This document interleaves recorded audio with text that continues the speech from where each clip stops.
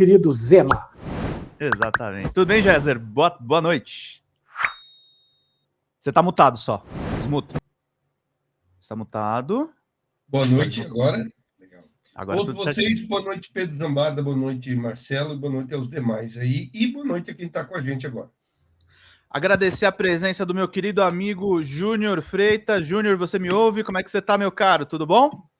Tô bem, graças a Deus aí. Uma ótima noite a todos que estão ao vivo aí. Vamos falar um pouco do MBL, a verdade desse grupo de safado. Tamo junto, é hoje. E vamos chamar o William Tavares, o homem corajoso aqui, que faz as denúncias do MBL. Tudo bem, William? Muito boa noite, meu caro. Como é que você tá? Boa noite, Pedro. Um grande prazer estar aqui hoje com você novamente, com o Géser, Marcelo, Júnior. Hoje a gente tem coisas bombásticas aí para revelar pro pessoal, hein? Vamos para cima. Vamos começar pelo básico, William. Quem é Eduardo Bisotto?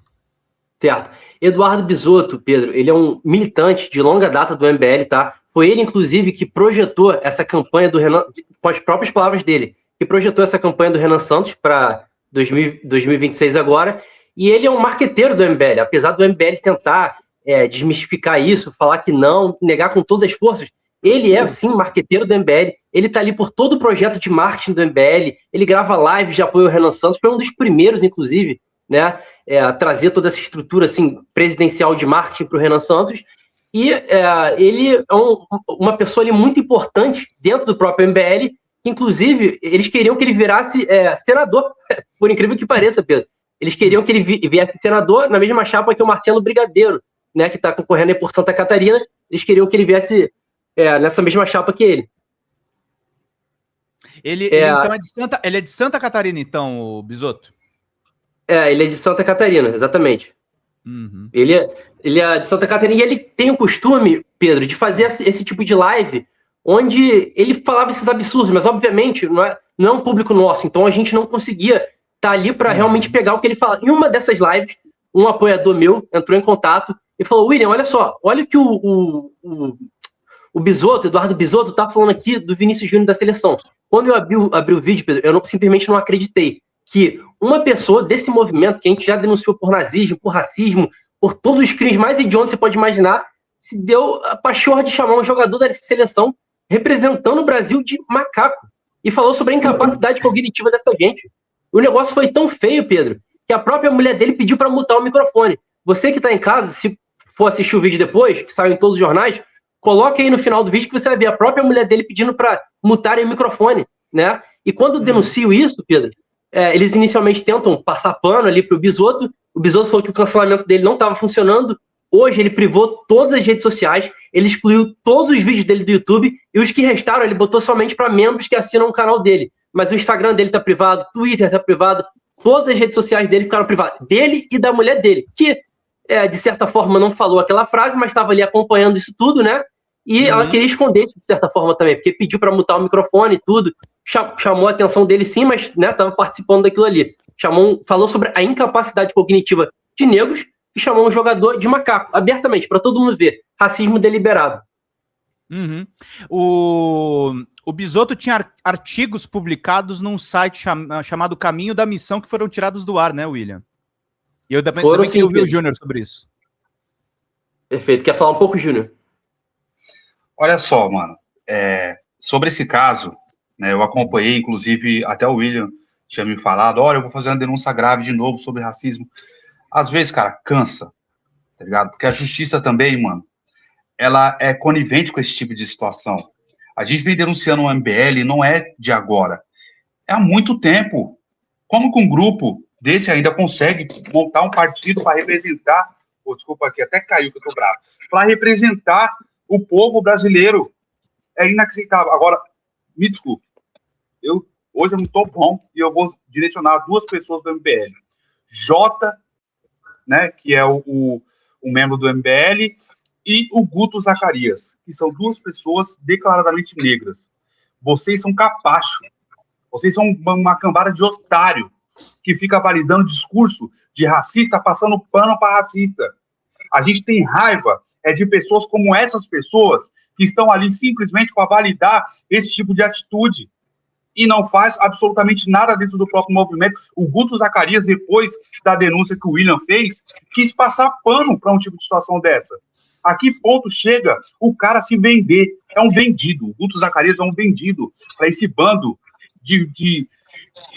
para não levar um processo, eu não vou falar aqui, esse bando que você já sabe. Mano, ele é um vendido, cara. Ele tá simplesmente jogando a nossa luta no lixo por dinheiro, por poder, por fama. Isso é a pior espécie que existe na vida. É um cara se vender e negligenciar a dor de várias pessoas que passam isso no dia a dia, rapaz. Aquele cara que falou, esse bisoto aí que falou, proferiu essas palavras contra o Vini Júnior, isso aí é da essência desse cara, desse vagabundo. Esse cara é um vagabundo. Esse cara é um nazi, para não falar outra coisa. Pelo amor de Deus, mano. O que me irrita é isso. Aí a justiça é conivente com esse tipo de atitude. Até quando a gente vai ter que aguentar esse tipo de atitude? Não é possível isso. Júnior, deixa eu te perguntar uma coisa. Onde tá o Guto Zacarias? Uma última pergunta pros dois, aí eu passo a palavra pro Marcelo. Cadê o Guto Zacarias, Júnior? Deve estar lambendo a bota do Renan Santos. Baba ovo. Se o Renan Santos for pra praia, ele morre afogado. Ele tá lá, babando o ovo deles uma hora dessa. Onde tá o Guto Zacarias, William? O Guto Zacarias, Pedro, ele foi colocado na geladeira pelo MBL depois que eu mostrei o áudio dele coagindo a ex-namorada a abortar e depois que eu fui lá e mostrei o gabinete dele vazio. Aí, para não prejudicar a imagem dele, eles colocaram ele afastado um tempo, tanto que ele não aparecia nas propagandas ali de eventos que eles iam, não tocavam no assunto, nesse assunto do Guto Zacarias.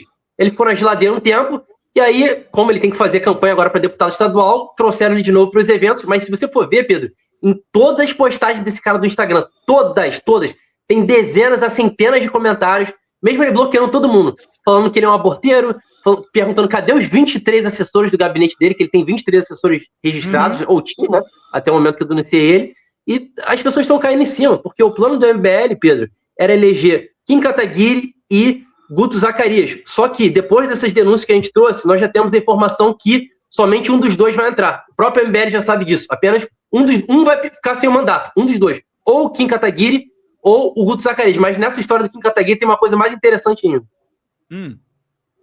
Qual que é o seguinte, o Guto... Diga. Então, o Kim Kataguiri, ele tá querendo a saída, vamos dizer assim, digna. Ele sabe que ele não tem mais essa expressão que ele tinha antigamente, certo? Ele perdeu trocentos milhares de votos desde 2018 até agora de 2026.